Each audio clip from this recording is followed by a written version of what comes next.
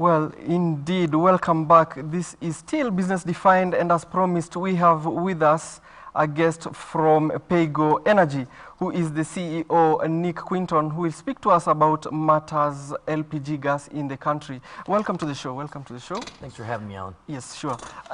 Let's begin by, trying to break this down for our viewers.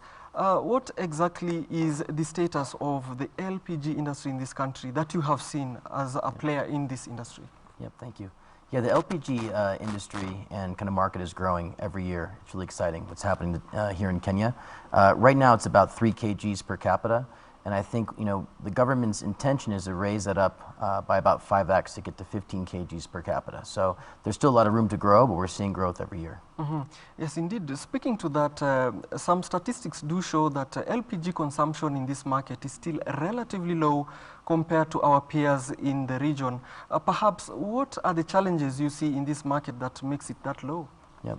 So I think one of the main barriers to entry for someone that wants to transition to cooking with gas is that it's sold in large volumes. And so the average cost for a customer to get up and running is too high compared to competing fuels like charcoal and kerosene. What we've seen here in Kenya is actually a reduction in the cost of LPG over time due to investments in the supply chain and changes in regulations. But there still is quite a high upfront barrier for customers. At Paygo Energy, what we've developed is a technology that actually helps reduce that upfront barrier and allows customers to buy gas in small amounts and allows them to start to transition faster over from fuels like charcoal and kerosene. Interesting, you've mentioned regulation and you've also mentioned technology. We'll touch on that a bit later. Sure. Okay. About the regulations, you heard about the LN100, which is the Legal Notice 100, that now compels users now to buy one specific brand from one brand and not interchange gas cylinders. How has that affected the industry as you've seen? I think LN100 is a great step, in the right direction. The real winner here is the consumer. In the past, there's been a lot of illegal refilling in the market where some gas companies have been refilling other gas companies' cylinder brands, and it can lead to unsafe kind of practices. LN100 is forcing gas companies to start to increase their cylinder threshold, and is ultimately going to improve the level of safety in the market. So I think this is a great step, and I also think it will catalyze investment in the space, which is needed from foreign investors. Mm-hmm. We still have that legal notice, which was actually gazetted in June last year, 2019. But have you seen movement in this regard, perhaps? I think the first step, was getting it gazetted and getting it out, and getting the legal notice out.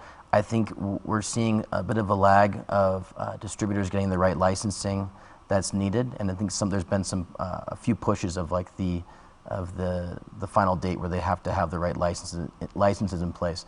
I have a lot of confidence in the government that they'll be able to push this through, but it is a little bit behind schedule. Yeah, right. Yeah, there was a moment where the license was pushed to March this year, and that is still different from the exchanging of the gas cylinders. But now touching on to technology, how can we leverage on technology to solve some of these problems that we're seeing in this market today? Yep. Yeah, so I think at Paygo Energy, we're focused on 2 different areas. First, on the demand side. So the government has put in, and the ministry in particular, have put in some great kind of new changes to regulations that have helped kind of increase consumption across the country. I think that it's still difficult for, especially the lower income segments, to afford gas as it's sold today. At Paygo, our smart meter technology actually attaches to any gas cylinder and turns it into a pay-as-you-go device. And so rather than having to purchase the full cylinder up front, you can now buy just the gas that you need every day to cook. And so we've just launched that product with Safari Supergas, our distribution partner, and that should be out in the market this year. So we're very excited about that kind of new development. So on one side, it's very focused on demand. How do we drive demand across the country and get about the 80% of the population that currently isn't cooking with gas over to the cleanest fuel available? On the other side, I think we're a great complement to LN100 on the regulatory enforcement side. Right now, it's very difficult to have control over your supply chain. That's visibility around your cylinders as they're moving out to the market, to know when they're last revalidated, or know who the actual cylinder brand owner is. And at Paygo, we've developed a technology that actually manages your cylinder fleet much better, and I think that complements what LN100 is asking for from a regulatory perspective. Mm-hmm. That's very interesting. So what you're saying also is that consumers are ready and willing to benchmark on technology for energy. How has been the uptake and understanding of such kind of technologies on the local consumer? Have you seen what's happening in the ground, or is this consumption happened in a pilot program perhaps at the middle class, or what's happening on the ground? Yeah, so Pigo Energy is a technology company based here in Nairobi. We've been operating here for 4 years. We've been running a pilot over in Makuru, Kwa Ruben, and what we've seen from our pilot is actually great on the consumption side. So what we found is that when you sell gas in small amounts, our average household is consuming about 4.3 kgs per month, which if you look at the per capita numbers the government is targeting, we're right in that kind of sweet spot. So what we've seen so far, and we're very confident in, is that when you sell gas in small amounts, you can drive the kind of consumption levels that we expect across the country in Kenya. Mm-hmm. There was a program by the government to give cheaper gas to the common citizen. I don't know how this competes with the innovators such as yourself, where the government comes in to subsidize this product for consumers so that they can consume it in larger volumes, and then here you come with a disruption. How does that fare in the market? I think it's more of an and rather than an or as far as for solutions. I think we need government intervention to drive up consumption, but I think you've also seen a lot of government support for our approach as well, which we believe is a longer term, kind of more sustainable approach to market development. So our technology changes how gas is sold, and so that folks can actually afford it the way it's priced today. It's just being able to buy it in small amounts. So it's more of a product market fit question for us. I think subsidies are a great way to catalyze demand, but for long-term sustainability, we believe there needs to be a complete change to how gas is sold, and that's where we believe our technology comes in. Interesting. Perhaps maybe you can dissect this for our viewers. Given the landscape you have seen in this country right now, what do you project in the coming few years about this industry? Yeah. So I've already seen a lot of great movement since we started here in Kenya a few years ago. We've seen key supply constraints removed. We've seen expansion of storage in Mombasa. We've seen new entrants into the market. And we've also seen new cylinder manufacturers coming in. So a lot of the supply constraints that were there in the past, I think, have been removed. On the demand side, we've also seen consumption grow over year. I expect that to actually go much higher. And so as we look into the future, I expect us to actually hit the targets that the government is looking for, which is 10 to 15 kgs per capita, because I'm seeing all the right kind of market developments. That's quite insightful. I'm not sure if maybe players like yourselves are now leveraging themselves, seeing the potential in this market. You know, many locals will find energy, especially when it comes to LPG, as a very complex and, risky and dangerous kind of fuel. Perhaps what can we tell our viewers that this is safe or it's efficient? What kind of incentives do we give our consumers so that we also drive, the uptake of LPG gas? Yeah. No, it's a great question, and at Pago, safety is always top of mind. The first thing I think I would say to the general public is that LPG is one of the safest fuels out there. I think it's far safer than cooking with charcoal or kerosene. Charcoal or kerosene create a lot of household air pollution, which lead to respiratory illness. With LPG of one of the cleanest, kind of fullest combusting kind of fuels available. And I think the challenges in the market before around safety was really around how we manage the cylinders that are in the market. And with LN100, I'm very confident the government has put the right regulations in place to ensure that the valves are safe, the cylinders have been revalidated, and the fuels that are making to the households are certified. So I think the government has made the right moves to ensure kind of consumer safety.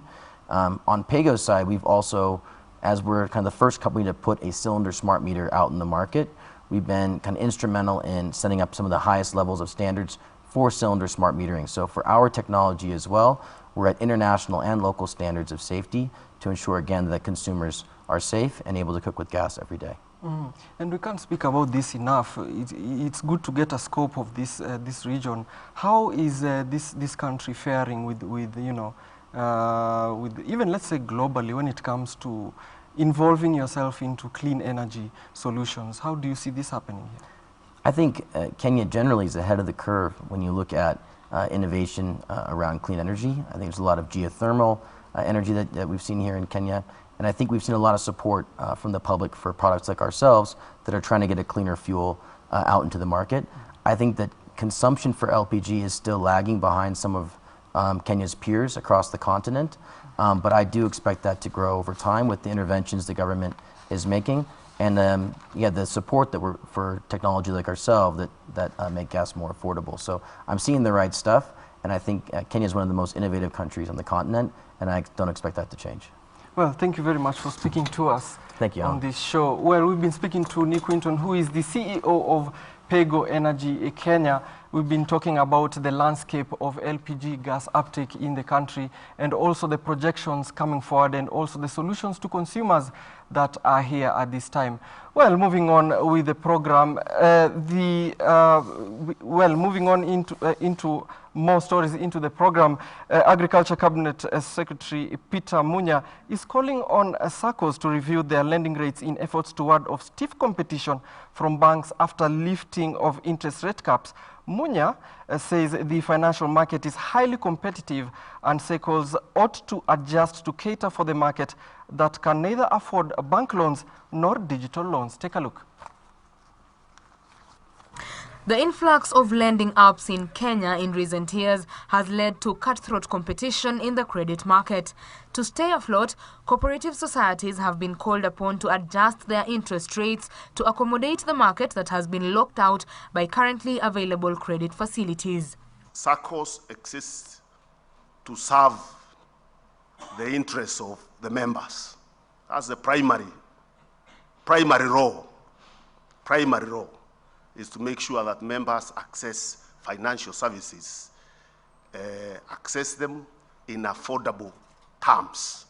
Speaking during the Kenya Police SACCO AGM, Agriculture CS Peter Munya said the country's 24,000 cooperatives have the potential to narrow credit access challenges faced by SMEs among other borrowers. In the environment in Kenya which we live in, where accessing credit is quite difficult, very difficult. I know this. I've been the Minister for Trade and Industry, and I've been running the SME sector, and I know what they go through to access credit. He called out public institutions for being notorious in delaying to remit SACCO contributions after deducting the cash from employees' salaries. A lending note. That's why we cap it here at Channel 1's Business Defined. My name is Alan Auko. Our sign language interpretation has been done by Lucy Maura. And on behalf of the entire KBC Channel 1 team, do have a profitable afternoon. Goodbye.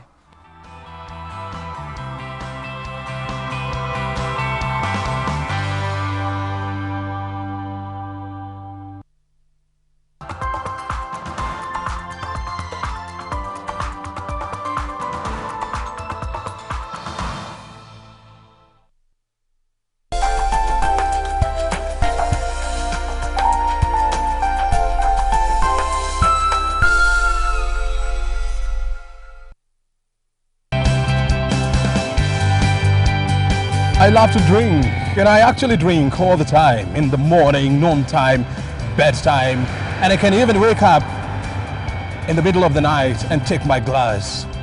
I love my drink, but I drink water. But you see, there's a challenge. According to predictions, Kenya is likely to run out of water in 5 decades' time. The one thing that we are not doing very well as a country, forget about what we're talking about, access. What goes in must come out. The shit that we are removing, the food that we are eating, at the end of the day is ending up in the toilet. In the Western world, part of that same water is being recycled. This week on Inside Government, I am joined by Water Sector Trust Fund CEO Ismail Sheye. I'll be asking him, how dire is the situation, or this is just a doomsayer's prediction? Remember to watch Inside Government right here on KBC Channel 1 with me, O'Brien Kimani.